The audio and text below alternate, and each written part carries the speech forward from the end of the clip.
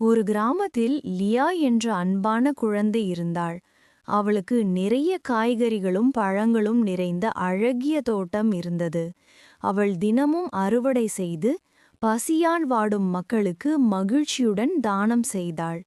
அவளுக்கு பக்கத்தில் இருந்த எவனாவோ அகங்காரமும் சுயநலமும் கொண்டவளாக யாருக்கும் எதையும் கொடுக்க மாட்டாள். ஒருமுறை பசியால் வாடும் ஒருவருக்கு கொடுக்க லியாவிடம் காய்கறிகள் இல்லாதபோது யவனாவிடம் கெஞ்சி கேட்டாள். ஆனால் யவனா உதவி செய்ய மறுத்து அவளை துரத்தினாள். நாட்கள் செல்ல ஒரு பெரிய புயல் வீசியது. அதில் யவனாவின் வீடு பலத்த சேதமடைந்தது. வேறு வழியின்றி யவனா அடைக்கலம் கேட்டு லியாவிடம் வந்தாள்.